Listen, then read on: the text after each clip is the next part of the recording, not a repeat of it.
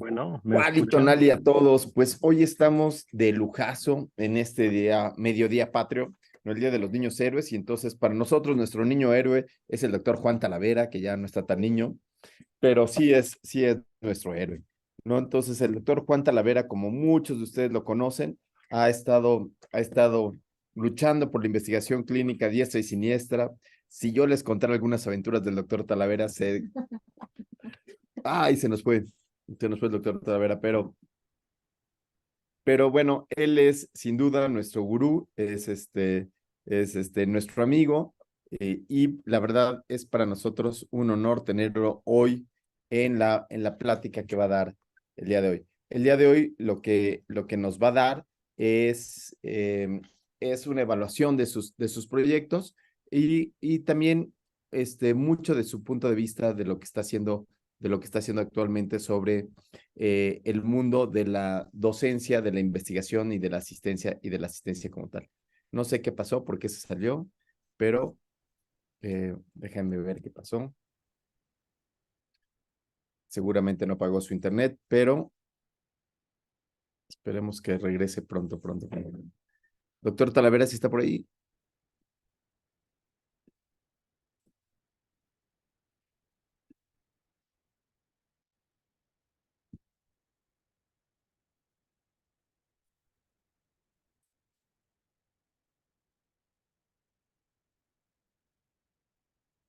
Estamos esperando un segundito, algo pasó. Un segundito.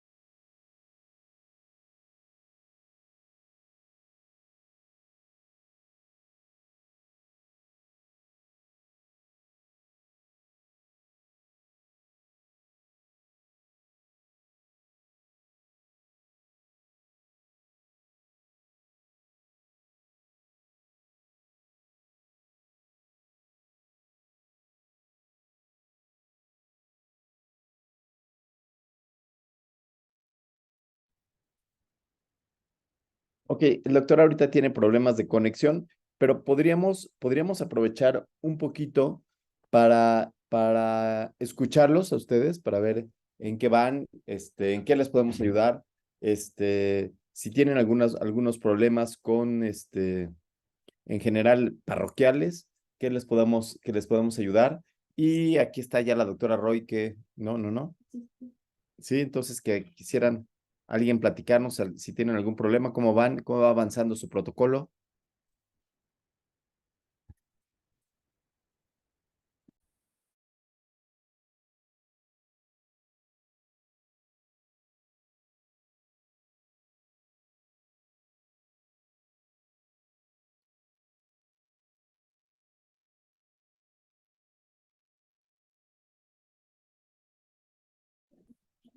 Y también aprovechamos para decirles que los que estén interesados en entrar a la maestría del Politécnico, entonces vamos a tener 3 sedes. Tenemos presencial en La Raza, tenemos en línea para los que estén en provincia o los que estén en otro país.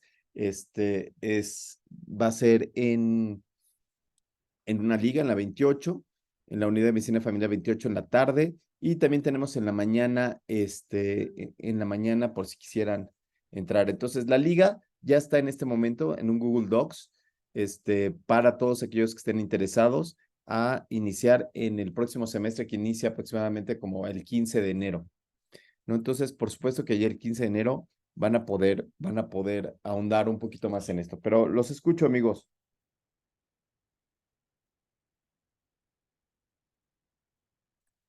No sé si creo que está mal mi micrófono porque no escucho a ninguno. O todos van bien.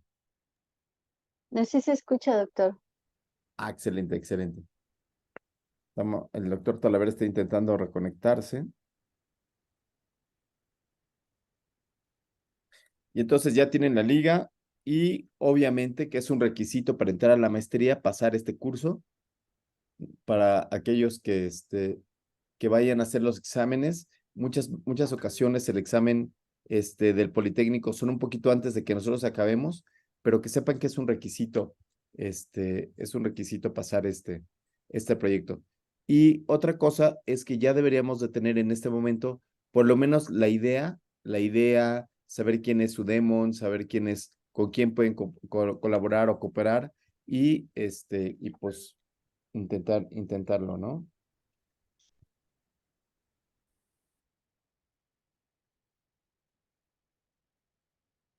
Déjenme ver un segundo.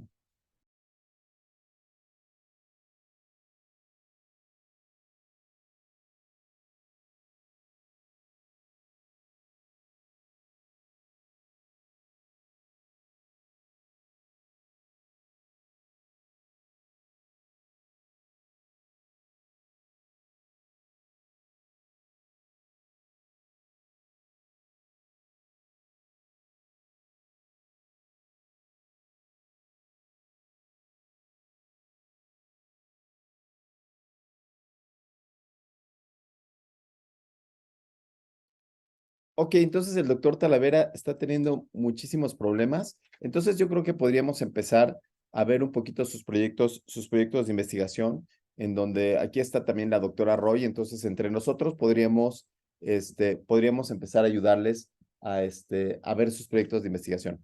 Y entonces recuerden lo que llevamos hasta ahorita, ¿no? Entonces, lo que llevamos hasta ahorita es estado basal, maniobra y desenlace. Lo que queremos ver es más o menos las ideas que tienen. Estimada Litsi, si quisieras.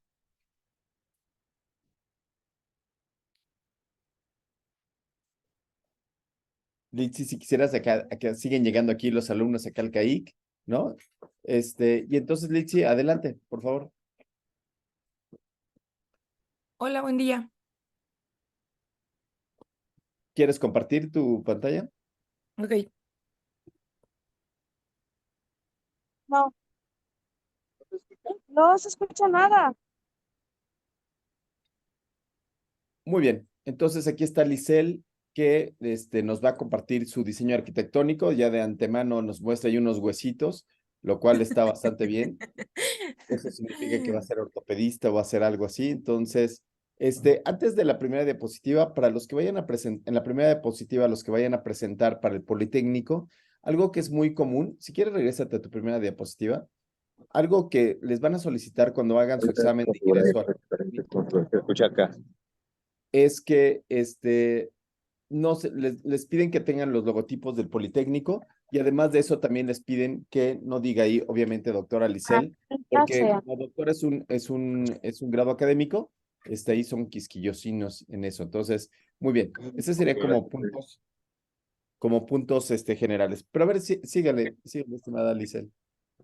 Hola, buen día. Bueno, sí, había iniciado el proyecto con una inquietud, pero en la clase anteriores, pues sí he ido pues dándome cuenta de que mi pregunta no era pues la correcta y no iba pues no tenía idea. Sin embargo, pues bueno, ya más o menos he tratado de ir aterrizando. No he tenido contacto con mi demo, no he tenido así como retroalimentación, pero el doctor, Buen día.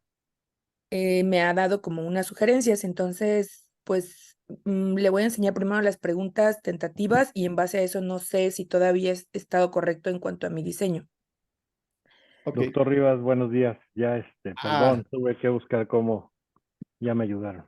ya llegó el doctor Talavera. Licel, si quieres, déjanos de compartir tu pantalla y ¿Ok? démosle la palabra al doctor Talavera y en un ratito más podemos ver tu proyecto. Entonces, Pido el doctor una Talavera, disculpa. nos vamos a ver de 8:30 a 9, ¿no, Juan? De 8:30 a 9:30. De 7:30 a 8:30. De 7:30 a 8:30, perdóname, y después podemos ver, Licel, tu proyecto, ¿sale? Entonces, dejémosle ahorita las cámaras y micrófonos al doctor Juan Talavera. Adelante, Juan. Gracias. Perdón, está muy inestable la red, pues, tuvieron que ayudarme con un cable. Pero quería pedir a la ayuda del doctor Rivas si él puede llevar controlado un pintarrón para que discutamos el tema. Tratando Doctor de, Talavera, yo soy, doctor por Talavera, favor, aquí estoy yo a sus órdenes. tratando de buscar alguna manera en la que sea más práctico el discutir este tema, más que dar una sesión, pensé que podríamos hacerlo con un ejemplo y con un problema real. Muchas de las cosas que vemos en investigación están muy lejos de la realidad. La gente frecuentemente se identifica una nueva molécula y quieren ver si sirve para todo y empiezan a usarla en 10,000 lugares, como si fuera la panacea. Y se nos olvida el verdadero problema. Entonces, yo quiero empezar con una situación común para todos nosotros, que lo discutamos y que vayamos construyendo una justificación para ese proyecto. En cualquier momento pueden interrumpir y siempre podrán comentar. Entonces, algo que es común sin importar nuestra especialidad es la diabetes mellitus. Y lo más grave que estamos viendo todo el tiempo es la falla renal. Yo pediría entonces que trabajemos sobre identificar aquellos factores en el paciente diabético que lo llevan a la falla renal, para que veamos con cuánto contribuye realmente los distintos componentes que siempre nos han dicho. No vemos su pantalla, doctor Rivas. Si puede ponerla en blanco y puede poner el modelo arquitectónico de estado basal, maniobra y desenlace. Claro que sí, con gusto, ahí va. Y empezando con esto, si hablamos de cuáles son los factores asociados con falla renal en el paciente diabético, ¿quién nos ayuda a decirnos cuál es el estado basal? Sé que llevan pocas clases, pero vamos, esto es algo básico y sencillo y no pasa nada si nos equivocamos. Ahí ya ven la pantalla, Juan. Ya se ve una raya, nada, Excelente. pero ya se ve. ¿Alguien puede ayudarnos? ¿Alguien nos dice cuál sería? Es el paciente diabético. Ok, entonces el estado basal es el paciente diabético. Luego, ¿cuál sería el desenlace? El doctor Rodríguez, por favor, que levantó la mano. Sí, sería falla, el desenlace sería evaluar la falla renal. Ok, entonces en el desenlace tenemos la falla renal. ¿Y cuáles serían las maniobras? Por ahí, Mariana Sí, Morales, estado basal, diabetes, está bien. ¿Cuáles serían las maniobras? el evaluar el estado, evaluar la función renal. No, ese sería el desenlace, la falla renal. Pero si estamos hablando de los factores asociados con falla renal, ¿cuál será la maniobra? Factores El factor de riesgo, ¿no? Todos los factores que pueden estar contribuyendo. Entonces, lo primero que tenemos que hacer es un problema real. Nosotros nos han vendido la idea que el descontrol metabólico es el que lleva al diabético a la falla renal. Puede ser que contribuye un poco, pero no es el determinante. Entonces, nos hemos dedicado a perseguir a la glucosa y nos hemos olvidado de estudiar qué es lo que está pasando en la realidad. Y creemos que si se controla la glucosa, le tiene que ir bien al paciente, lo cual no hay garantía.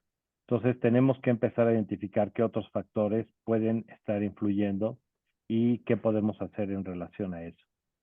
Para ello, tenemos que empezar por qué tan frecuentes son el desenlace, qué tan frecuente es el estado basal y ver luego la fracción atribuible de los distintos factores. Si queremos ver el desenlace, qué tan frecuente es, ¿qué me dirían? ¿Alguien tiene idea de cuál es la prevalencia de falla renal en los diabéticos a los 5 años de evolución? Doctor Rivas, si nos regala con un circulito común, no vamos no se angustien, nada más vamos a poner desenlaces. No, todavía no vamos a trabajar con tablas ni nada. Se vale que entren a internet y le pongan prevalencia de falla renal en diabetes mellitus. Se vale. Pueden entrar a internet, en su celular. Ayúdenme. Vamos a ver La cuántos prevalencia pacientes. Sí, doctora. hasta 537 millones se han reportado en el último 2022. Ok, pero ahí tenemos problemas porque no sabemos el denominador. Si recordamos, la incidencia son casos nuevos en un periodo determinado y la prevalencia son todos los que hay a partir de la población total. Entonces, ocupamos saber por cada 100,000 diabéticos o por cada 10,000, cuántos tienen daño renal. Si se puede a los 5 años, a los 3, a lo que encuentren. Doctora Sánchez, por ahí vi que iba a hablar.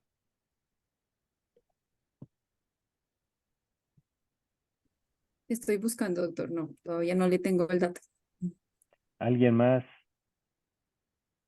que ya haya encontrado algo? O si tienen la incidencia anual de falla renal en el diabético, también. Fíjense cómo es la enfermedad más común que tenemos y son datos que desconocemos. Y eso es algo que tenemos que conocer como clínicos. Dice que es 29% la doctora Gómez. Doctora, no la vemos en la imagen, pero nos puede contar con palabras qué es lo que dice, dónde lo encontró. Buenos días. Yo lo encontré, pues, como tal, lo busqué aquí en internet y hablan de una prevalencia de riesgo de pacientes diabéticos en hombres 29% y mujeres 22.3%. Y Pero pues así como ya no entendí, ¿es una prevalencia de riesgo o es la prevalencia de daño renal en hombres y mujeres con la enfermedad? aquí lo pone como la prevalencia de daño renal en pacientes diabéticos. Ok, Así tal. y dice a los cuántos años de diabetes mellitus. Mm, mm, ¿De cuánto es la prevalencia? ah, Aquí tal vez lo estoy buscando un poco más adelante, aquí tan, digamos, como tan Diabetes. accesible en esta literatura médica no lo refiere todavía. No lo refiere. Ok, Ajá, pensemos que es en general de los diabéticos. La doctora ajá. Sánchez levantó la mano. Sí, doctor, encontré un artículo publicado en la Revista Colombiana de Nefrología de prevalencia de enfermedad renal crónica en una población de diabéticos en un programa de riesgo cardiovascular. Y ahí reportan que la prevalencia varía de 22 a 38%, dependiendo de la ecuación utilizada, dicen. Y de Ok. los ¿Qué podemos considerar que será la prevalencia? ¿22, 30? ¿Cuánto les gusta? ¿Les eso parece de 25 para acordarnos fácilmente? Alrededor de 25. Habrá que ver por qué varía. La fórmula debe ser por qué ajustan. Entonces tendríamos que ver cuál es la que nos parece más apropiada. Probablemente se valen las dos, no lo sé, y lo que nos había mostrado la doctora. Pero eso es la prevalencia. Pueden buscar incidencia de daño renal en el paciente diabético, o sea, incidencia anual. ¿Cuántos diabéticos van a estar haciendo daño renal por año?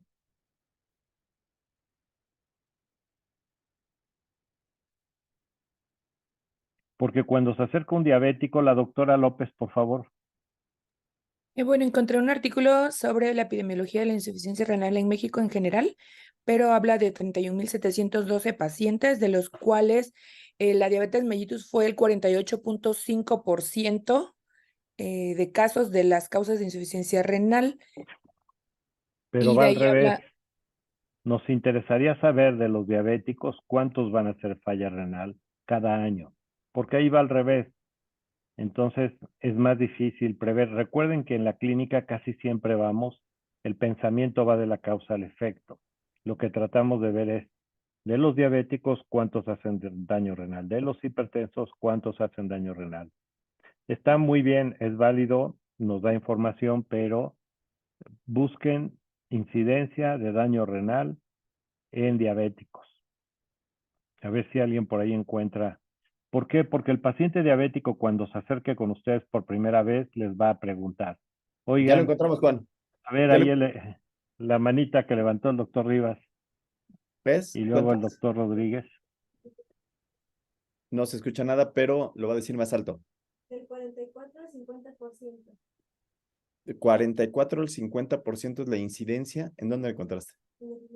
En el INEGI dice de que de los pacientes que viven con diabetes mellitus, 44 al 50% van a hacer falla renal. ¿A cuánto tiempo? Uy, 44 al 50. No lo sé, Rick. Bueno, Suena muy alto. bueno, sí, suena muy alto y no coincide con lo que acabamos de ver. Pero el doctor Rodríguez también levantó la mano. Yo encontré una prevalencia de 377 casos por cada millón de habitantes. Digo, una ¿De incidencia, cuánto? perdón, De, incidencia de 377 casos por cada millón de habitantes en México. ok, 377. Si lo llevamos a 100,000 en lugar de cada millón, ¿cuántos serían? 100,000 sería 37.7 casos. Serían 37.7. Si lo llevamos a 10,000, 3.7 casos. ok. ¿Y eso es anual? Mm, sí, por lo que refieren aquí, sí. Ok, 3.7 casos por cada 1,000, quedamos en eso, al año. Sí. Entonces, si ustedes tienen un paciente diabético, de entrada ustedes ya saben cuál va a ser la probabilidad. Ya saben cuál va a ser la probabilidad y le pueden decir. Si no lo sabemos, está difícil. Y decirle nada más, oiga, usted tiene riesgo de ser diabético, pues está preocupante. Ahora, este 3.7 por cada 1,000, parecería poquito de acuerdo a lo que vemos. Sin embargo, habrá que ver por qué. ¿Será que viven muchos años? ¿O por qué tenemos una prevalencia de 30%, 25%, y tenemos 3 sujetos por cada 1,000?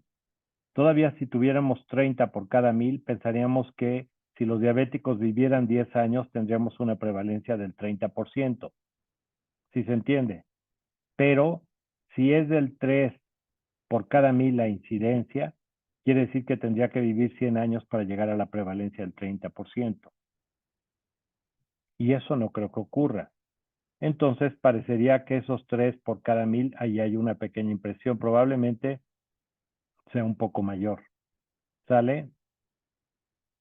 Entonces, ese es lo primero. Ya tenemos el desenlace. El siguiente es el estado basal. ¿Qué tan frecuente es? Ahora necesitamos saber de la diabetes mellitus cuál es la prevalencia y cuál es la incidencia anual. Doctora López.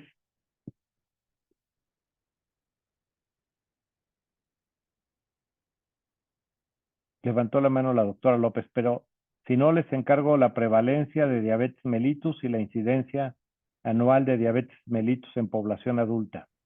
Si se puede en México y si no, de donde sea. Ah, sí, hola, encontré que, bueno, en un artículo de España, que el 15%, pero los pacientes con diabetes tipo 1 y del 20 al 40 en pacientes con diabetes tipo 2 van a presentar afectación renal a la larga de la evolución de la enfermedad de diabetes. Ok, eso se parece a la prevalencia que tenemos. Ahí estamos de acuerdo. Nos falta la incidencia. ¿Qué opinan ahí? ¿Ya alguien lo encontró? En el reporte global de epidemiología de diabetes y enfermedad renal, la prevalencia de diabetes más o menos está del 8.8% a nivel mundial, ¿no? Y ahí La reporta la prevalencia de prevalencia. enfermedad. Ajá. Y la Y la prevalencia de enfermedad incidencia renal está sobre un 20. Incidencia está. de diabetes mellitus. Sí,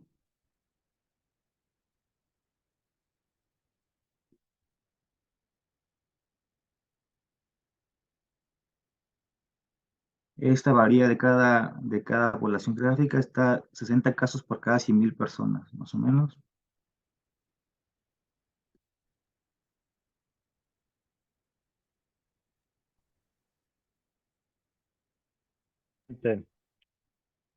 Ya.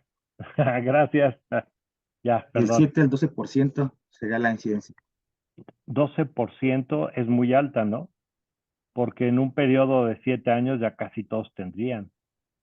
¿Cuál será la incidencia de diabetes mellitus anual? Por allá apachúrrenle. Fíjense, es la enfermedad más común y más preocupante que tenemos y no nos 60 sabemos nada. casos, ¿Cuánto? 60 casos por cada 100,000 habitantes, se supone que en el deporte 60 global. casos por cada 100,000. Eso quiere decir que por cada 10,000, ¿cuántos son? Por cada 10,000, 6 casos. 6 casos. Por cada 1,000.6 y por cada 100.06 casos. Puede ser, se me hace muy bajito. Muy bajito. Pero podría ser. Si tenemos una prevalencia más o menos del 10% de la población adulta en el país, y es el acumulado de cuántos años vivirá en promedio un diabético. ¿Quién lo sabe? Por ahí, sobrevida del paciente diabético.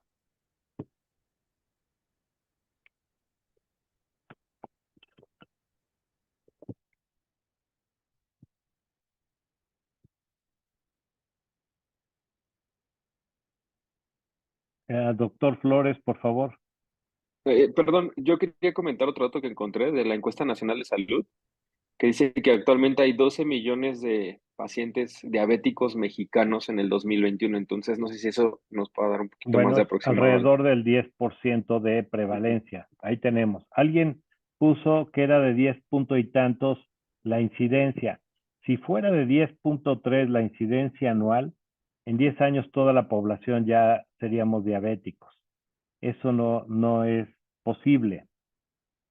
Al menos que estén hablando no en porcentajes, sino por cada 1,000, o que estén hablando no de un año, sino de 10 años. Pero pachúrrenle, sí hay, porque ya lo he visto. Incidencia anual de diabetes mellitus. ¿En México o en el mundo?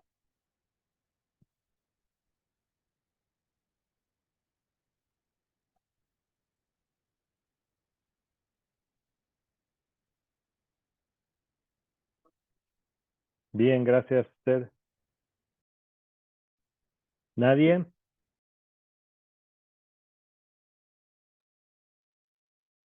Juan, es la incidencia de la enfermedad que nos está matando a todos, la incidencia Bueno, anual, nada más no la para que encontramos. veamos cómo estamos. Pero ¿qué tal la medicina basada A en la ver, evidencia? ahí te va, Eso sí ya, se lo ya sabe. lo encontramos. A Ya lo ver, encontramos y dice así, a ver, en voz alta, venga. Anual de diabetes mellitus tipo 2 en los estudios europeos varía entre 1.2 y 4.1 casos por cada 1,000 personas. 1.2 casos por cada a 4. 1,000. A 4 por cada 1,000. 1.2 a 4 por cada 1,000, pero ¿de qué edad? Adultos, seguramente. Por cada 1,000 adultos. Bueno, pensemos Adúlteros. que es 0.4%, casi 0.5%. Para llegar a una población que la prevalencia es de 10, quiere decir que en promedio el diabético debe vivir como 20 años. Doctora Sánchez, por favor. No, tengo un artículo del Salvador que dice incidencia, prevalencia y mortalidad de pacientes con enfermedad renal crónica y diabetes. Pero ahí ya implica la combinación. Queríamos aquí nada más de los diabéticos, para empezar.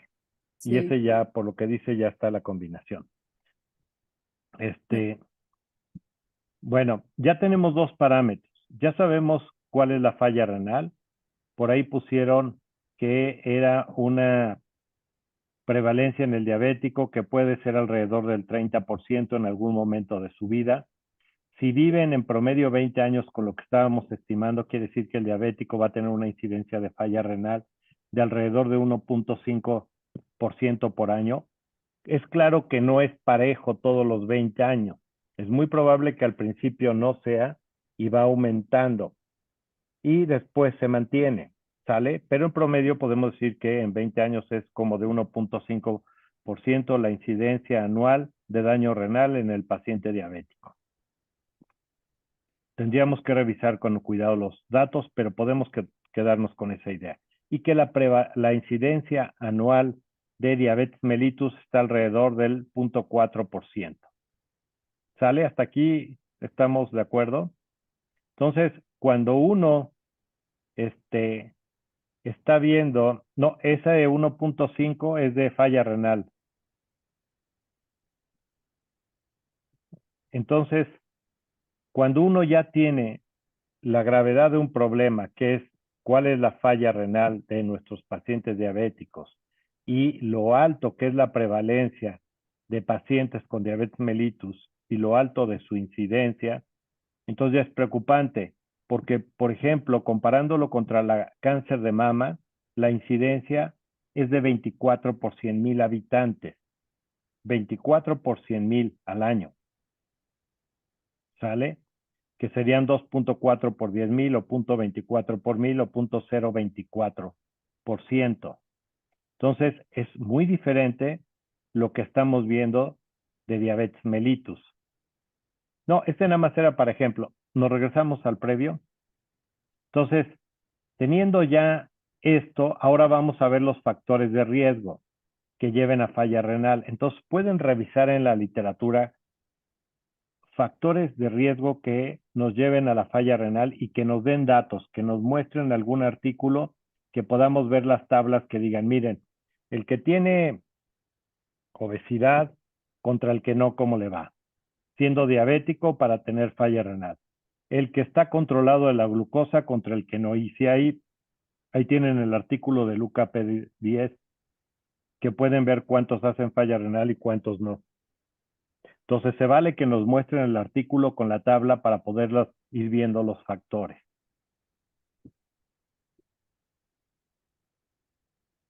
Yo tengo una donde viene, pero solamente enumerados por factores modificables y no modificables para Pero nos enfermedad dice, renal.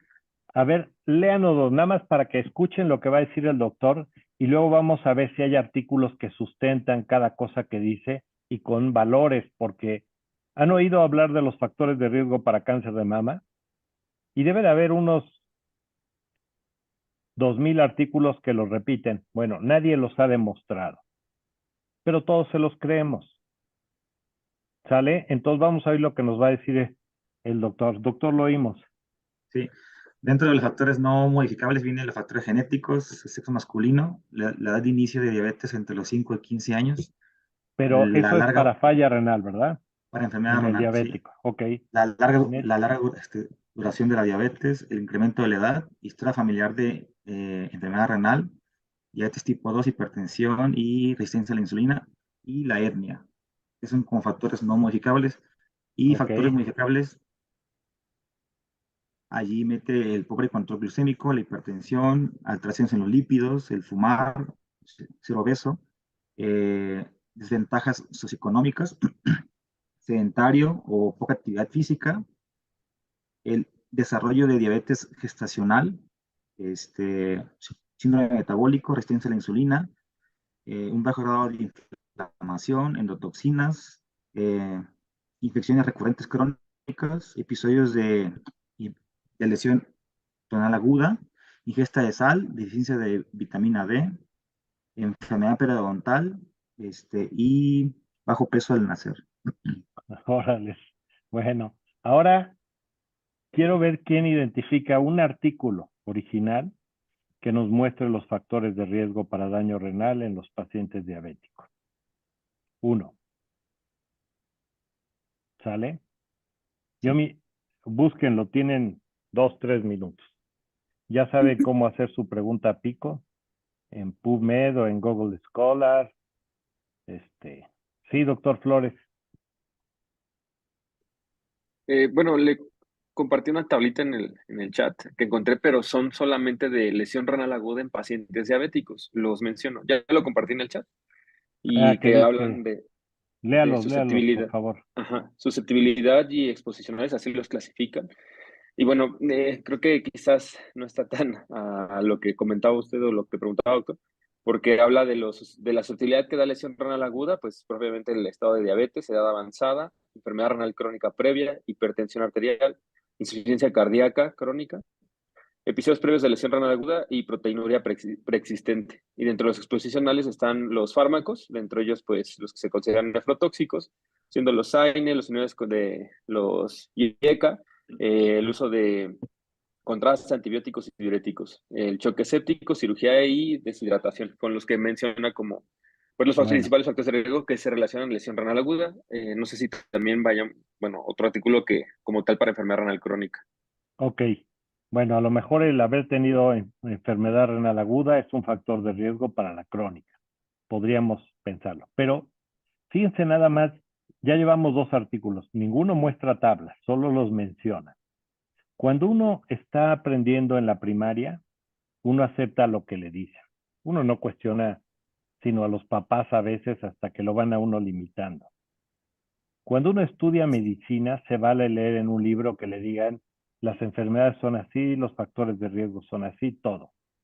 Pero cuando ya está uno en la residencia, ya no se vale leer donde me dan todo resumido. Lamentablemente, la medicina basada en la evidencia ha promovido en los últimos 30 años un dogmatismo y todos nos agachamos y creemos todo lo que nos dicen. Pero la forma de leer un artículo sería que uno vea las tablas, donde uno ve los datos Factores de riesgo para y donde uno puede claramente ver lo que fallar. ocurre en quien tiene los factores y en quien no los tiene. Dime. Entonces, la invitación es que vean a los artículos originales La falla y renal traten crónica. de ver la tabla. No se queden con el resumen que digan, no, hombre, este es el factor.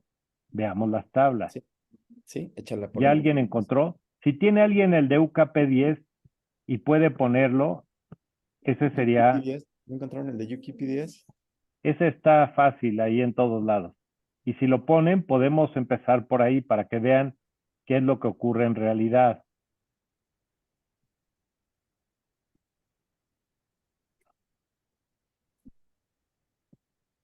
Yo lo tengo si no, si quieren que esté.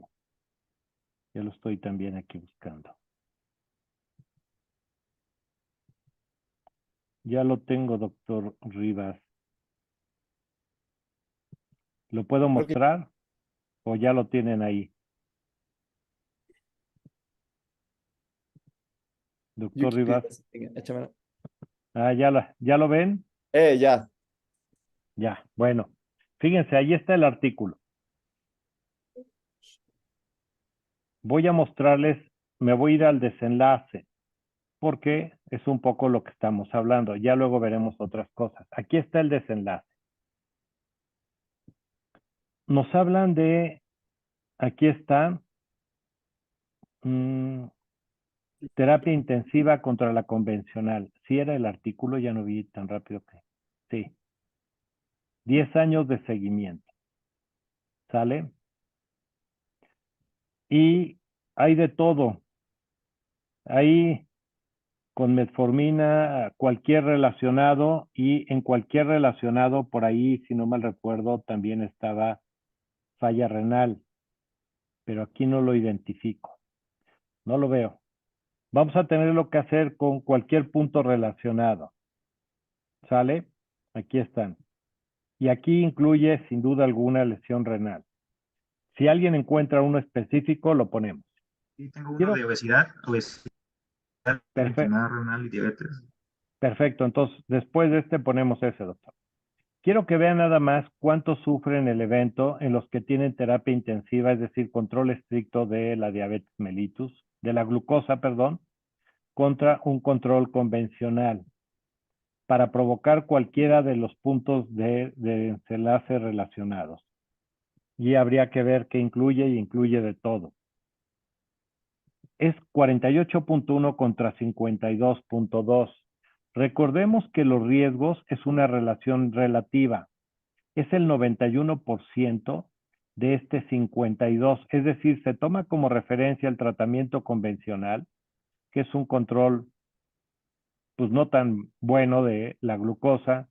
Se toma como referencia y dicen, vean cómo hay protección si ustedes lo controlan estricto. El riesgo ahora es de 0.91, no es del 100%. 0.91 equivale al 48.1. ¿Sale? Entonces, esta reducción del 9% es 9% del 52.2%. Parece que hay una reducción de 4%, pero quiero que vean aquí una crucecita que les ponen y que pasa desapercibida. Esa crucecita acá abajo, cuando uno la ve, lo que dice es que ese cálculo que hicieron está en relación a cada 1000 pacientes. Entonces, no es un 4% de diferencia, es un 0.4% de diferencia. Quiere decir que va de 4.8 a 5.2. ¿Sale? Entonces, tenemos en realidad un 0.4%. Quiere decir que requerimos 250 sujetos con control estricto para evitar un daño a órgano blanco, como ellos lo ponen aquí, a todos estos factores. Entonces, cada vez que queremos controlar de manera estricta a nuestros pacientes diabéticos, tenemos que estar conscientes que lo que vamos a reducir de todos los factores que ellos ponen va a ser uno de cada 250 pacientes controlados de manera estricta. Ahora, ¿qué significa el control durante un año de manera estricta a 250 pacientes en cuanto a cuadros de hipoglucemia? Tendríamos que ir a leer algún artículo que en la mayoría no lo van a encontrar porque la industria eso no lo dice, pero es alrededor de 2 cuadros de hipoglucemia por año que ponen en riesgo la vida del paciente. Probablemente alrededor de 3 muertes. Entonces, cada vez que ustedes evitan un daño a órgano blanco, es probable que mueran 3 personas por ese control estricto. Si nosotros no entendemos estos detalles, tenemos el problema de que vamos a estarnos creyendo lo que nos ponen en los resúmenes. Y sí, el resumen dice claramente que hay una reducción continua del daño microvascular de cualquier causa durante los 10 años que siguieron al ensayo clínico. Y nos quedamos con esto, que un control estricto al principio de la vida del diabético va a bajar aún 10 años después la posibilidad de que tenga daño a órgano blanco. Y uno lo que se pregunta es, órales, ¿y qué? ¿Lo que ocurrió en los 10 años no importa? Lo que causó esa reducción nada más es un control estricto durante el primer año. Entonces, ya tenemos un dato ahí. El beneficio es de 1 en cada 250 sujetos para cuando están decidiendo que hay que controlarlos de manera muy estricta. Y yo quiero ver a un viejito que no tiene un grupo de apoyo, que puede caer en hipoglucemia sin todo un sistema de apoyo, que no le va a dar tiempo de llegar a ningún hospital y que va a morir por la hipoglucemia. Entonces, tenemos que tomar conciencia de estos detalles. El doctor que nos iba a mostrar una tabla con obesidad y daño renal, si la quieren poner, por favor. Sí. Entonces, ojo, no se queden con los resúmenes, tienen que ir a ver los datos y ustedes mismos analizar, porque si no, les van a vender espejitos como toda la vida lo han hecho. Aquí tenemos con índice de masa corporal qué va pasando, ¿ok? Bueno, aquí, eso no lo he leído, pues más lo bajé de forma intencionada para ahorita el factor de riesgo, pero menciona que es una revisión actualizada para una... Pero aquí no entiendo la parte mendeliana que utilizan, el modelo mendeliano que utilizan matemático para hacer el análisis, pero bueno, aquí solo muestran esa gráfica de Bosque, acá, pues cómo se va si nos viendo la las relación del muestra. peso con hacia riesgo o hacia un factor de riesgo o no. Esta parte es donde muestra como mayor. Ese está bueno si quiere, doctor. Bueno, no dice que sean solo diabéticos, dice obesidad. Doctor, 2 pesitos de Zoom, ¿le puede dar 2 pesitos de Zoom a su gráfico? Un pesito más si quiere. Yo pongo el otro peso, doctor. Ahí Eso. está. Ahí está. Bueno, ahí pueden ver ustedes la tabla y nos muestra, hay varias categorías. Habrá que ver a qué se refiere la primera, la segunda y la tercera de Body Mass Index, del índice de masa corporal. Pero cuando menos lo que aquí vemos es que ninguno resulta un factor de riesgo. Todos pasan por la unidad. Puede recorrer, soy yo el que estoy estorbando.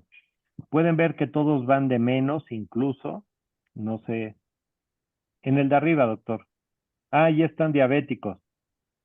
Ahora sí son diabéticos con obesidad. Aquí está. Y nos dice en la primera categoría, ¿sabemos qué es eso de 626 SNPS? No, todavía no, porque no lo he revisado a Bueno, profundidad. no lo sabemos, pero Parece que son SNPs. Parece que son SNPs y esas son, y este gráfico de bosque, cuidado porque son betas lo que están viendo ahí. son los betas. Tenemos que trasladarlo a ORs y luego o a RR y tendríamos que ver cuánto significa en proporción. Pero lo que quiera que sea, nos está mostrando que tener diabetes mellitus y con algo del índice de masa corporal, cuando menos podemos ver el tercero que dice adverso, parecería que representa riesgo. Si 0 es no riesgo. En general, los betas negativos son factores de protección, los betas positivos son factores de riesgo. Entonces, podríamos pensar que sí es un factor de riesgo, aunque no sabemos a qué se refiere la categoría de BMI adverso. ¿Sale? Pero sí parecería que ser diabético y tener obesidad tiene mayor probabilidad de tener daño renal. Entonces ya tenemos un factor. ¿Cuánto? ¿Alguien puede calcular el logaritmo natural de 0.269? 0.269 logaritmo natural, para que nos diga de cuánto es más o menos el riesgo.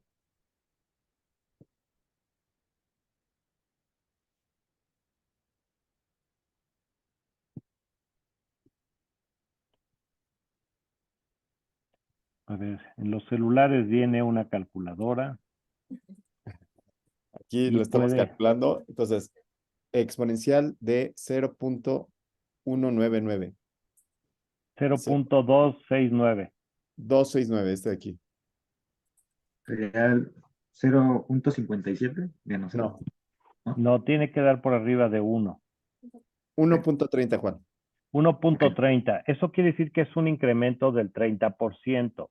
Si nosotros mencionábamos que había una incidencia de 1.5 anual, quiere decir que aquí aumentó un 30% más. El 30% de 1.5 sería como 0.3, 0.45. ¿Sí? No, 0.39. Entonces quiere decir que ya no va a ser de 1.5, sino de 1.89 la incidencia de daño renal cuando nuestro paciente diabético tiene obesidad. Imagínense, ya encontró un factor el doctor. Así tendríamos que hacer para encontrar todos. Pero si resulta que podemos ya cerrar su tabla para que todos nos veamos. Gracias. Pero si resulta que la doctora Mesa, perdón, levantó la mano. Sí, doctora. Sí, hola. Acá también encontré un modelo para ver la estabilización o la validación de varios factores de riesgo para desarrollar enfermedad renal crónica. ¿Puedo Nos las pueden compartir? mostrar, viene Sí. con valores y todo, ¿verdad? Ujú. A ver, veámoslo. Y esa sería la última tabla que vemos para cerrar la justificación.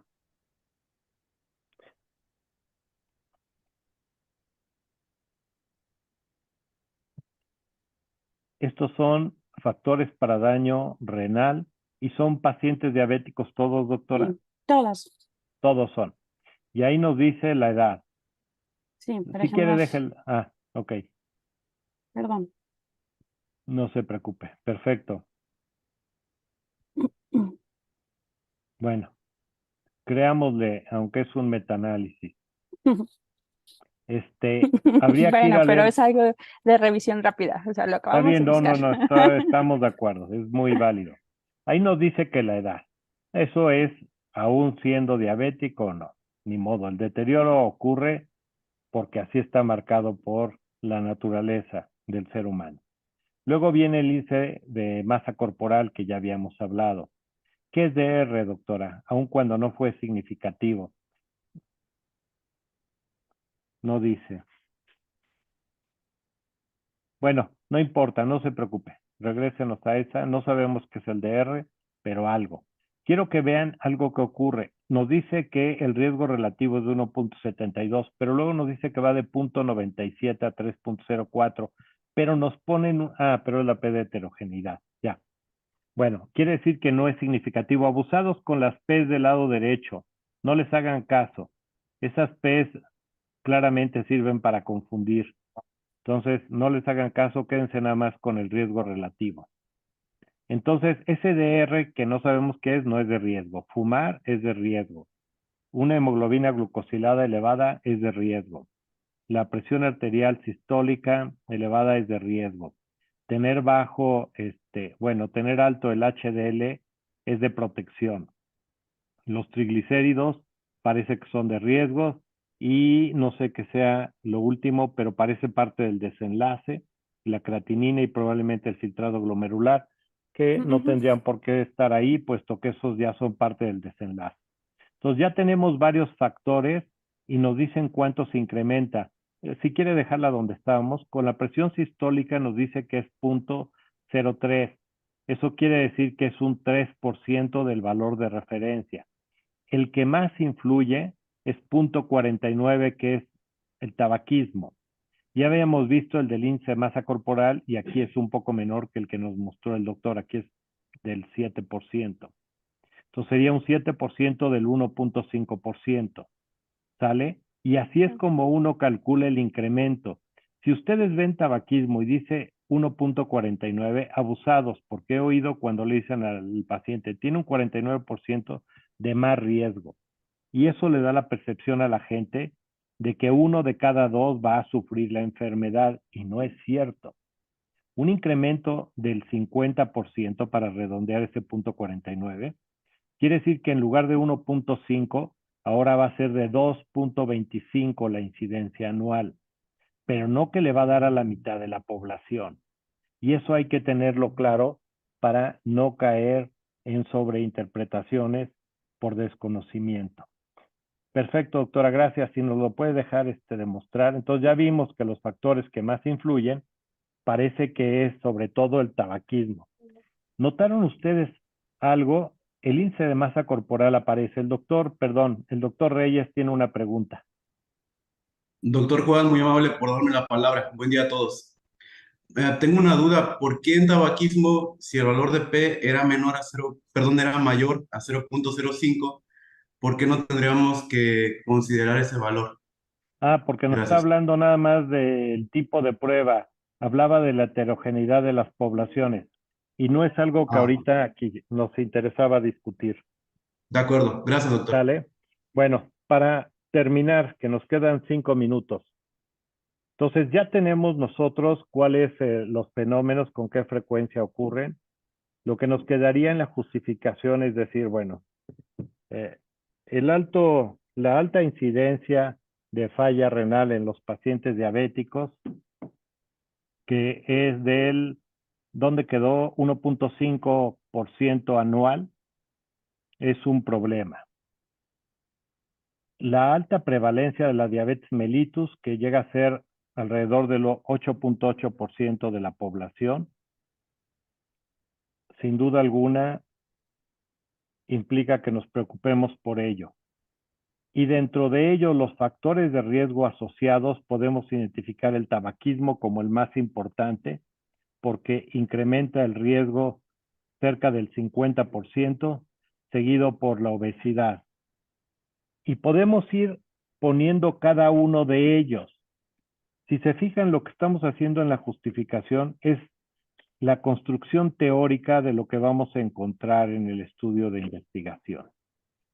Esto es muy importante. No crean que en la justificación se habla mucho de los temas. Si ya puede cerrar el doctor Rivas eso, no se trata de que hablemos de los temas. Se trata de que construyamos la respuesta teórica de lo que vamos a hacer en el proyecto de investigación. Esa es la justificación. No es, les hablo mucho de diabetes, les hablo mucho de daño renal y vamos a ver qué encontramos. La investigación no es saber qué encontramos. Es, ya tengo una respuesta teórica con la literatura identifico el problema, ya respondí cuáles son los factores y ahora voy y los corroboro. Trato de mostrar que ellos son. No es muy importante la diabetes mellitus, es muy importante y costoso el daño renal, vamos a ver cuáles son los factores. No, cuando yo voy a empezar el estudio, yo ya conozco la respuesta. Nada más voy a ir a corroborarla. Entonces, su justificación es la respuesta teórica que uno espera encontrar durante el proyecto de investigación. Y eso lo tenemos que tener presente para no creer que hacer investigaciones, pues hazte un pilotito y vamos a ver qué pasa. Eso se llama ignorancia. Cada vez que escuchen a alguien decir eso, de verdad les debe de dar vergüenza si lo conocen, porque habla de ignorancia y no tenemos que hacerlo. Yo quiero ver que les digan, oye, voy a hacerme un pilotito, ¿quieres entrarle a ver qué pasa y experimento contigo? Pues no se vale. ¿Sale? Perdón, ha sido muy deprisa, pero bueno, espero que el doctor Rivas me vuelva a invitar y podamos tener otro ejercicio de este tipo o de lo que nos toque. Doctor Rivas, le agradezco la invitación, perdón que haya sido medio atropellado, pero el inicio tardío por el problema de internet nos aceleró un poco. Aunado al déficit cognitivo, deterioro cognitivo por la edad y todo lo demás, ¿no? Ajustado por todo eso, pues bueno, sí, hace Sí, esta, ¿no? es multicausal. Multicausal. Muchísimas gracias, doctor Talavera. Juan, siempre es exquisito escucharte y sobre todo platicar cómo la justificación muchas veces no es una parte más del proyecto. No es así como que refinados los antecedentes, ¿no? O seleccionar un resumen de los antecedentes, sino es cómo doy la solución al problema. Entonces, me pareció fantástico y muchísimas gracias. Despedimos al doctor Talavera y si quieren, nos quedamos nosotros un ratito más para los anuncios parroquiales y nos quedamos para ver este proyecto que estábamos viendo inicialmente, ¿no? Entonces, regresamos al proyecto de los huesitos. Yo creo que nos va a ayudar muchísimo a esto que estábamos viendo. Creo que era doctora Itzel o era doctora Lisel. Sí, Doctora doctor. Lisel. Y entonces regresemos a pensar que tenemos que tener todos estos datos a partir de la búsqueda de la información. Tenemos que tener los datos de la incidencia, de la prevalencia, del estado basal, de ver cuáles son los factores de riesgo, de ver cuáles son la incidencia y prevalencia de los desenlaces y sobre todo que ya tengamos la solución, que digamos cuál es la solución teórica de esto, cuál es la solución que yo estoy proponiendo y entonces ya la muestre como tal, ¿no? Entonces, vamos a ver su estado basal, maniobra y desenlace, doctora, si fuera usted tan amable. Si gusta, doctora. Muy bien. Y entonces, ¿qué les parece si repetimos el ejercicio? Dice, estado basal, morfología de cadera de fémur en población mexicana. Ok, no entiendo muy bien eso. Morfología de cadera o fémur proximal en la población mexicana.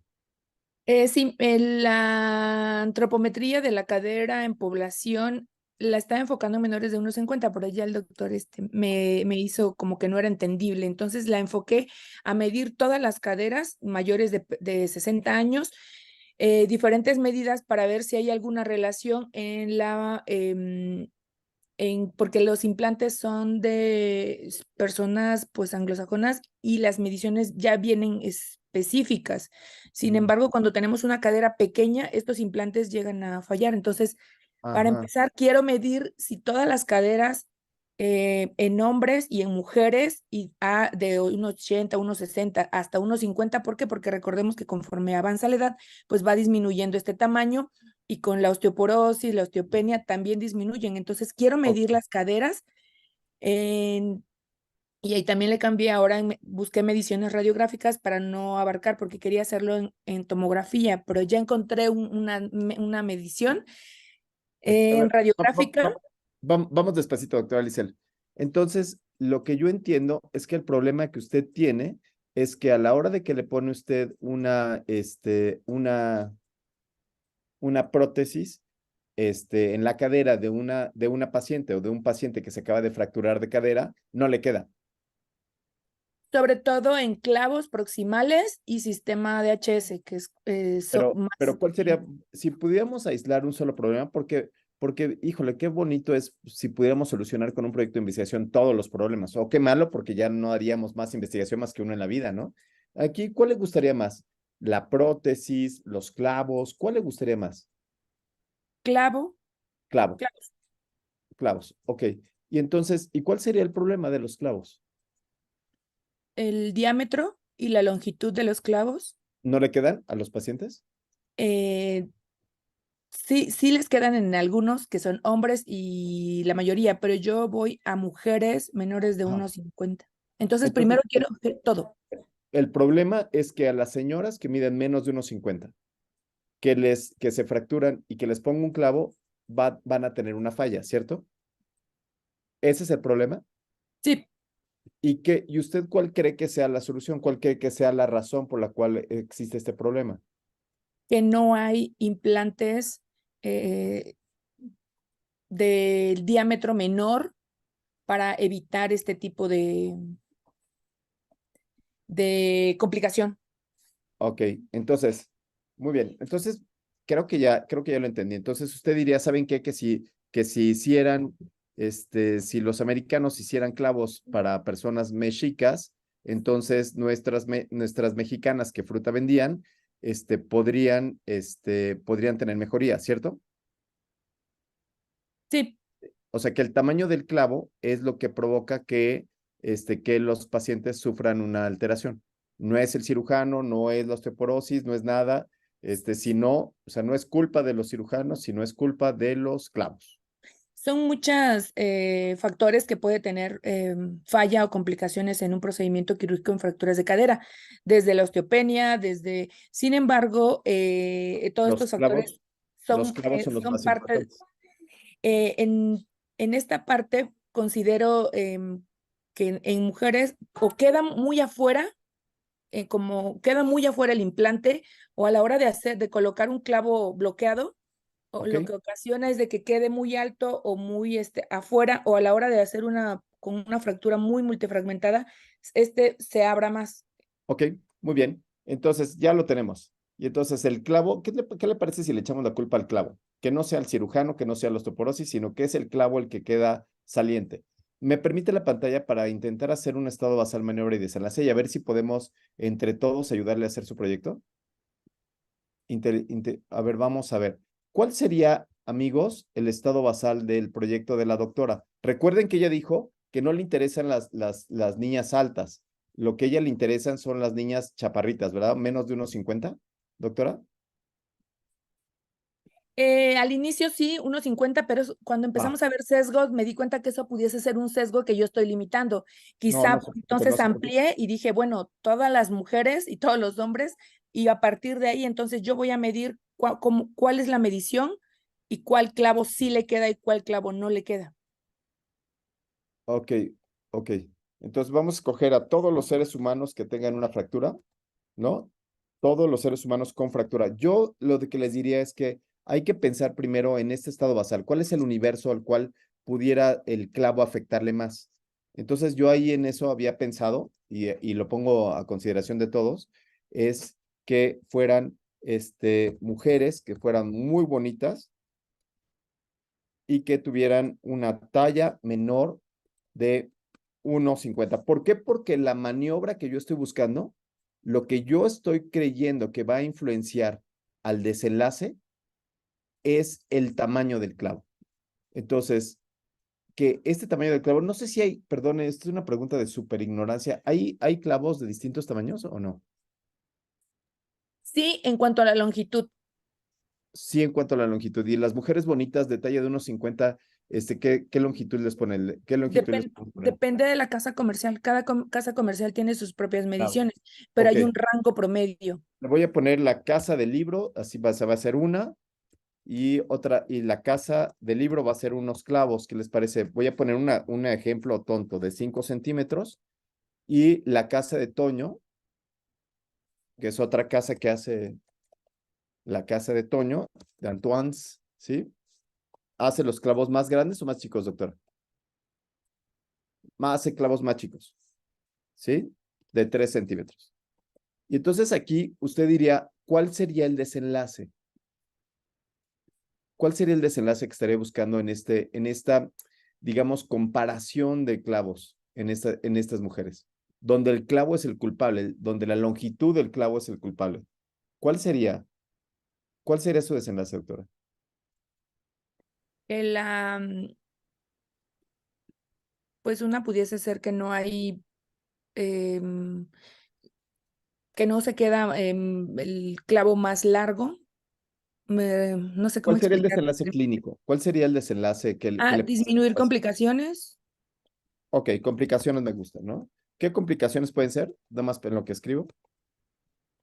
Fracturas transquirúrgicas. Fracturas transquirúrgicas y aquí diría presente ausente. Fíjense ustedes cómo aquí en lo que está pidiendo la doctora, yo ahorita lo hice muy burdo con el tamaño del clavo, pero puede ser que cambiemos todas las aseveraciones. Por ejemplo, lo que ella decía, vamos a poner a todos los seres humanos que sufren una fractura y que lamentablemente van a dar a manos de un ortopedista, ni modo, ¿no? Todos los pacientes. Y que el factor de riesgo que tienen, el factor de riesgo que le estamos involucrando es el tamaño de la persona. Entonces, si este sujeto es menor de 1500, menor de 1.70, dije 1.70, pero quise decir menor de 1.50, entonces ese sujeto puede ser el que tenga más riesgo que el que es mayor de 1.50. Ese puede ser uno de los factores, ¿sí? Entonces, yo aquí en esta pregunta de investigación lo que diría es el tamaño de la persona, del individuo, la talla del individuo, es uno de los factores que se asocia a la complicación postquirúrgica o transquirúrgica. Entonces, solo lo que queremos analizar para esta clase es cuál es este estado basal, que significa qué pacientes son los que quiero yo tomar en cuenta, cuál es el factor de riesgo que estoy pensando y cuál es el desenlace. Lo que vimos con el doctor Talavera es que, ojo, las cosas se ponen muy difíciles. Se puede poner sumamente difícil. ¿Por qué? Porque tendría que buscar primero cuál sería la prevalencia de las complicaciones y entonces ahí le tendría que pedir a un ortopedista, doctora, ¿sabe cuál es la prevalencia de las complicaciones postquirúrgicas? Claro, ¿no? Por supuesto que ya ha hecho estudios sobre la prevalencia de complicaciones postquirúrgicas, ¿sí? ¿Cuál es, doctora? Es que hay muchas, específicamente Agrupadas. específicamente de cadera. Sí, claro, aquí tenemos que decir, tenemos que tener un sujeto. Todos los pacientes con fractura de cadera, ¿no? Ese es muy buen punto. Todos los pacientes con fractura de cadera. Muy bien. Bien. Hasta aquí vamos. Entonces tenemos que saber, si no lo sabe usted, doctora, hay que preguntarle a un ortopedista. ¿Hay algún ortopedista entre nosotros? Ortopedistas. Si no, lo buscamos y buscamos cuál es la prevalencia de complicaciones postquirúrgicas. Si se dan cuenta que no tienen ese dato, que son ortopedistas y que están operando caderas y no saben cuál es la prevalencia de complicaciones, quizás ahí esté un nicho para una buena pregunta de investigación. Quizás ahí esté diciendo cuáles son los factores asociados a las complicaciones en pacientes con fractura de cadera. Y podemos pensar que los factores pueden ser la talla de los sujetos, por supuesto, el sexo con el que nacieron los pacientes, el mecanismo de fractura, ¿qué otros factores pudieran ser? La Claro, calidad ósea. las comorbilidades, ajá. Incluso podríamos pensar como cirujanos, ya ves que los cirujanos están pensando en fierros todo el tiempo, ¿qué clavo usé? ¿No? ¿Qué clavo? La marca, el estado nutricional con que entra el paciente, si tiene o no tiene osteoporosis, ¿sí? Con esto les quiero decir que vean ustedes cómo con esta pregunta de investigación que tenía la doctora, que era una pregunta de clavos, o sea, que parecía que era si el clavo era grande o el clavo era chiquito, quizás ella tiene que resolver antes muchas otras preguntas muy importantes. ¿Por qué se están complicando a los pacientes? ¿Será por el clavo? ¿Será por la talla? ¿Será por el mecanismo? ¿Será por las manos del cirujano? ¿No? Claro que la doctora va a decir, en estas manos ninguno se complica, pero puede ser que meta a otros colegas a los cuales sí se les complica a los pacientes, y entonces podamos ver si hay alguna variabilidad en ese sentido. Lo que les quiero decir es que cuando uno empieza a hacer la justificación del estudio y la búsqueda de la literatura, cuando yo empiezo a hacer las preguntas, vean, un dedo apunta para allá y los otros 3 dedos me están diciendo qué tanto sé del tema, qué tanto sé de las complicaciones que se presentan en mi hospital.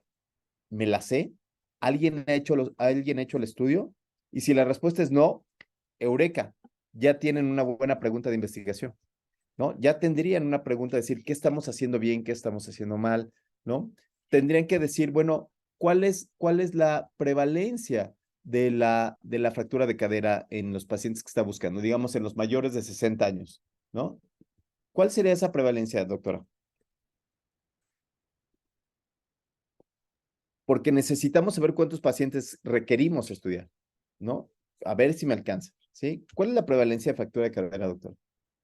Bueno, de acuerdo a la población que tenemos, más o menos del 30 a 40%, De los, pero buenísimo. el número exacto no lo tengo. Ok, sería 3 de cada 10 sujetos mayores de 60 años. Si alguien tiene 60 años aquí, cuídense, ¿no? Porque 3 de cada 10 pacientes mayores de 60 años van a tener esta fractura, lo cual es muchísimo. No estoy tan seguro, Rick, no estoy tan seguro que tantos se estén fracturando de mayores de 60. Lo creería si tuvieran mayores de 80, pero mayores de 60 no lo sé, ¿eh? Creo que eso es porque ya me estoy acercando a los 60 años, entonces, como ya me estoy acercando a los 60, no me quiero imaginar fracturado, ¿no? Y entonces, con esta idea, con este diseño arquitectónico que estamos proponiendo aquí, lo que decimos es que vean ustedes cómo podemos empezar a generar los antecedentes.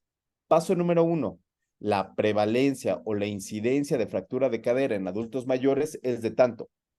Los principales factores de riesgo asociados a esta fractura de riesgo pueden ser estos o estos pacientes requieren en determinado momento cirugía. ¿Sí? Entonces, Andrei, perdóname, ya nos pasamos de tiempo. Sí, Andrei, adelante.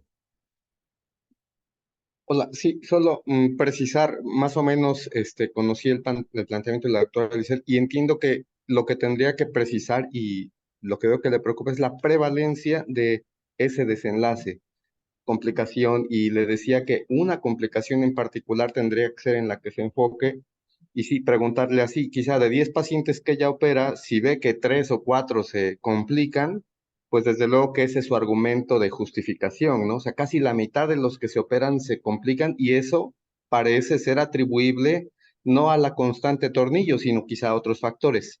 O si es a la constante, por eso preguntaba allí que defina si el tornillo es una característica permanente en todos los sujetos operados o si realmente va a variar en longitud y calibre, etcétera. Entonces, mi opinión es que su enfoque o pregunta que puede ser parte de los objetivos intermedios a responder es la prevalencia de su desenlace, que a la vez es uno de los argumentos que justifican que pues es un problema grande y que no se sabe por qué está comportándose así esa población. Empíricamente, la doctora asume que la talla menor a 1,50 es un factor muy pesado, pesa más que el tamaño del tornillo, pesa más que el tener osteoporosis o igual, o pesa más que el ser mujer o hombre, etcétera. En eso estaba el planteamiento. Perfecto. Pues entonces, ¿qué es lo que nos está diciendo Andrei? Andrei lo que nos está diciendo, lo que yo entiendo que nos dice Andrei, es que tomemos en cuenta las cosas que nos pasan en el día a día. Muchas ocasiones estamos trabajando con pacientes diabéticos y tenemos la consulta llena de pacientes diabéticos y se nos ocurre de repente estudiar enfermedad de Gaucher porque vimos un solo caso. Entonces, con la plática inicial lo que vemos es que tenemos este gran enfoque, o sea, tenemos esta mirada que tendríamos que buscarlo como de un telescopio en donde tenemos que mirarnos a nosotros mismos. La investigación también sirve para eso. La investigación sirve también para ver qué es lo que estamos haciendo bien, qué es lo que estamos haciendo mal, qué es lo que podemos hacer mejor. Entonces, sin duda, doctora, yo creo que el proyecto suena muy bien, solamente faltaría un poco de poner un orden para poder tomar estas decisiones de cuál va a ser el estado basal, cuál es la maniobra y cuál es el desenlace. Y recuerden lo que pasó hace ratito, ¿eh? Lo que pasó hace un segundito fue que descubrimos que había factores que eran factores que no podemos modificar, como por ejemplo la talla de nuestras mujeres mexicanas, de nosotras las mexicanas, o pero sí podríamos modificar, por ejemplo, qué clavo utilizo. Y entonces tú dirías, de todas las variables, el factor modificable más importante es el clavo. Y entonces ahí podría yo poner a competir las casas de clavos, ¿no? Los tamaños de los clavos para ver si esa es responsable. Pero tendría que ajustar por los principales factores. Pero sin duda, tener los datos de la prevalencia de complicaciones, de la prevalencia de los factores de cadera, es importantísimo para el estado basal, maniobra y desenlace. En la idea de que cuando estoy haciendo un protocolo, tengo que contar una historia. Tengo que contar una historia que empieza con ¿qué tienen estos pacientes? ¿Cuáles son los datos clínicos que van a presentar? ¿Cuáles son los principales factores? Los otros datos que presentamos es, bueno, este factor de riesgo que yo estoy buscando y finalmente las complicaciones. Después se pone más rudo porque vamos a tener que hacer cálculo de tamaño de muestra y ver si eso que nosotros soñamos nos alcanza, si podemos alcanzar esa población. ¿Sí, doctora? Pero todavía nos quedan 15 largos minutos, entonces podemos seguir adelante con este proyecto. ¿Le parece bien cómo va este proyecto o no va con lo que usted creía? Doctora Lisel. Sí, de hecho intenté hacer como cuál era la incidencia y prevalencia de las fracturas, pero me dijeron que no, que eso ya estaba muy descrito y que no lo hiciera. Le dije, pero no conozco mi población, quiero sacar mi población ya que a nivel mundial pues ya está todo descrito de la incidencia y la prevalencia. Y de ahí entonces la basé a querer saber cómo era. Entonces no sé si pueda para este diplomado hacer esto.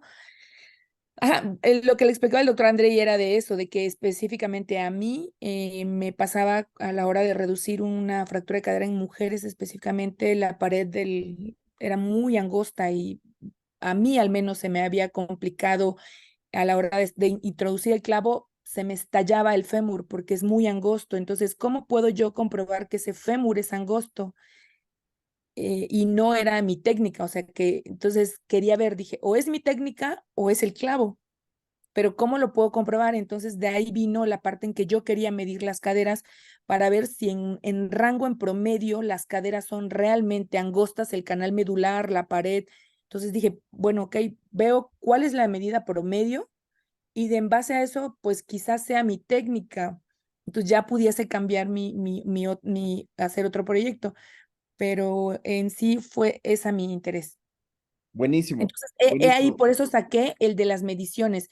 Busqué mediciones, cómo pudiese medir todas las caderas y ver si realmente encontré 3 artículos que hablaban sobre la antropometría de caderas, específicamente para prótesis de cadera, que es totalmente diferente, pero en prótesis de cadera el hueso no hay, en fracturas es complejo el fémur porque hay fracturas, le llaman inestables y estables. Las inestables realmente el canal es bastante complejo. Ok, suena, pero aquí tenemos uno, a ver, sí. No, es el de Lisel, sí. Aquí tenemos una pregunta, sí. Ah, ok. Bueno, entonces yo lo veo muy bien. Lo primero que tenemos que decir es, si ya está resuelta la pregunta, ya quedamos, no pasa nada. Pero pensemos de nuevo que son complicaciones, que dice usted, complicaciones transquirúrgicas, ¿sí? Entonces, vamos a buscar solamente la incidencia de complicaciones transquirúrgicas o los factores asociados a las complicaciones transquirúrgicas. Dentro de ellas está, uno, el tamaño de la pared, la medición de la pared, que esa es su pregunta de investigación, y la otra es el tamaño del clavo. Vamos a ver si esto ya se resolvió. Vamos a preguntarle a nuestras mentes brillantes si alguien puede encontrar un artículo sobre las complicaciones transquirúrgicas. Entonces, ahorita vamos a darnos un segundito, amigos, para poder encontrar si alguien encuentra cuáles son los factores asociados a las complicaciones transquirúrgicas. Factores asociados a transquirúrgicas. ¿Cómo harían esa búsqueda? ¿Cuál sería su estado basal? Fractura de cadera. Fractura de cadera puede ser. A veces, por ejemplo, cuando estoy buscando, haciendo una búsqueda sobre embarazo, mi estado basal serían mujeres. Y entonces, como solamente se embarazan las mujeres, entonces no es necesario que esté el estado basal en todas las búsquedas. Entonces, si yo estoy haciendo complicaciones transquirúrgicas del implante de fémur, entonces ahí ya va incluido todo. No sé si me explico. Pero bueno, ya tenemos fractura de cadera y ahora vamos a buscar y complicaciones transquirúrgicas. ¿Quién no tiene? Luxación, dislocación, infección y trombosis. ¿Cuál le gusta de esas tres que encontraron? Aquí están hablando en voz baja, pero vamos a pedir que se ponga un micrófono a Leo. Sí, ¿cuáles son las que encontraste? Luxación o dislocación, infección y trombosis venosas profundas. ¿Cuál de esas te gusta? ¿O las tres? ¿De complicaciones? Sí, Frecuentemente es más la infección. la infección. Ok, Porque entonces, cuando es fractura, es raro que se luxe. Es más, y la luxación es cuando es más prótesis. Cuando se pero colocan prótesis. mi pregunta es, ¿esas son complicaciones transquirúrgicas? ¿La infección? No. Eso es muy Esas son importante. postquirúrgicas. Eso es muy importante que establezcan. ¿Qué es lo que quieren? Complicaciones transquirúrgicas, complicaciones postquirúrgicas. Y eso, la vez pasada platicábamos sobre el déficit de atención del investigador. Entonces, en el déficit de atención del investigador, empezamos a hacer búsquedas y se me antoja buscar unas que no son transquirúrgicas, que son postquirúrgicas, ¿no? Y entonces, también estaría padre meter esa, ¿no? Entonces, lo que tienen que hacer es intentar ser sensatos y solamente buscar lo que quieren. Tienen que sentarse un poco a decir cuál va a ser mi estado, va a ser mi número de enlace. Sí, Cintia, adelante. ¿Ya encontraste algo? No, Cintia es la que va. No, buenos días, disculpen. Yo también tengo algunas dudas relacionadas con mi diseño arquitectónico. No sé si después de la doctora habría posibilidad de que yo también pudiera proyectar mi diseño arquitectónico. Si está en chino, porque ¿qué crees? Ya nos quedan 6 minutos. Mejor acabamos Cintia, y Ok. lo discutes con tu demon con todo gusto, ¿no? Ok, Si gracias. no, te ayudamos el día que tú quieras, ¿sí? Ok, gracias. Encontré un artículo mexicano en el que habla de Bravo. las complicaciones inmediatas y habla sobre los parámetros, Bravo. el índice de Zinc, clasificación del tipo de fractura, el índice de punta, los criterios del ángulo Venga, Lisel. Venga, cervicoterciario. Lisel. Muéstranos los datos, muéstranos el artículo. Si ya tenemos el artículo, ya se resolvió la pregunta de cuáles son los factores asociados a esto y tomaron en cuenta la pared que tú dices y los clavos, entonces buscamos otro proyecto de investigación y nos Lo que vamos muy pasa contentos. es que ellos se basan a un sistema de HS. Muéstranos. Voy, es que ya no encuentro, ya le encontré. No vaya, pero sí es de lo que estamos buscando de complicaciones transquirúrgicas. Sí, este artículo es mexicano, lo más rápido que encontré. Habla de factores asociados a las complicaciones inmediatas en pacientes posoperados de fracturas transteocantéricas con tornillo de sistema DHS. Sin Bravo. embargo, Suena este muy es bien. otro sistema en el cual necesitarían enseñarle la imagen en No, la no, hora de entrar, pero esta nos habla de mediciones y pero las clasificaciones. no encuentra los factores de riesgo que tú dices. Sí, busca, pero en cuanto a los factores que se puedan complicar, factores asociados a las complicaciones. Perfecto. ¿Puedes darle un pesito de zoom para que nosotros veamos porque no alcanzamos a ver? Gracias. Entonces, vamos a ver cuáles son los datos. Vamos para arriba. ¿Sí? Arriba viene. Un poquito más abajo. Perdóname, la tabla 1. Ok. Ahí está. Y entonces tenemos edad, sexo, lado, complicaciones. Aquí no vemos los factores que habíamos platicado. No, aquí no viene la talla, que era una idea original que tú tenías. No viene el tamaño de la pared, ¿no? Y además de todo, toma la Barbón, o sea, pérdida de la reducción, no lo sé. No tiene ORs, no tiene valores de ORs. Tiene muchos ceros, tiene una muestra pequeñita. Entonces tú podrías utilizar y decir, miren ustedes, yo entiendo que este es el índice de Zinc. Y entonces, este artículo no te ayuda a resolver el problema. ¿no? Te puede decir, se ha estudiado, se ha intentado estudiar cuáles son las complicaciones, sin embargo, no se han tomado en cuenta los principales factores. Y los principales factores son la mano del cirujano, que sean varios cirujanos que estén operando y a todos les vaya bien o a todos les vaya mal. Tampoco se ha tomado en cuenta se ha tomado en cuenta el tamaño de la pared, tampoco se ha tomado en cuenta el tamaño del tornillo. Luego, entonces, como eso no se ha hecho, yo lo voy a hacer, porque yo creo que es el tamaño de la pared, el tamaño del tornillo, lo que afecta a la complicación. ¿Sí? Ese es el formato como se construye el proyecto.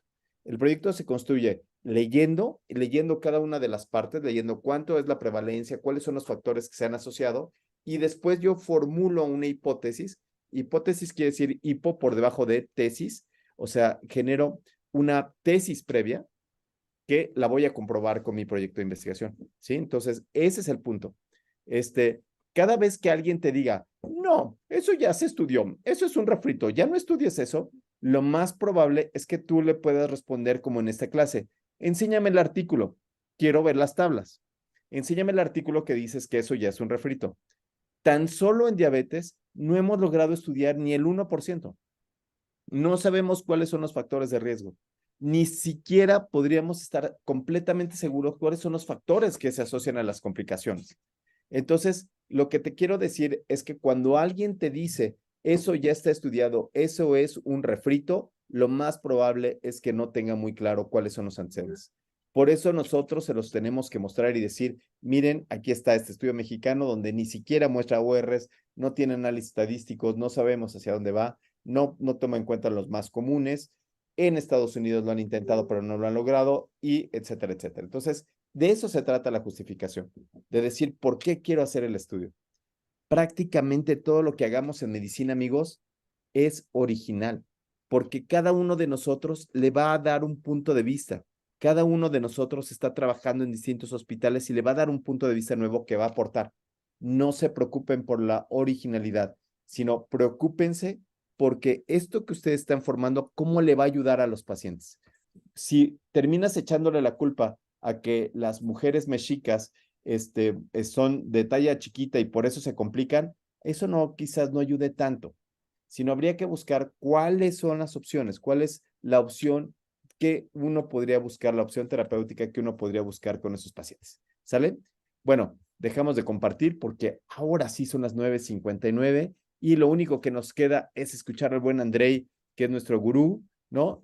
Y entonces, Andrei, no sé si tengas algún anuncio parroquial. Ya tuvimos el anuncio parroquial de la doctora Ivonne Roy, que era, ya les mandamos los datos al Google por los que quieran hacer maestría, para todos aquellos que no es que no puedan, sino que quieren más, ¿no? Más conocimiento. Y entonces, para entrar a la maestría.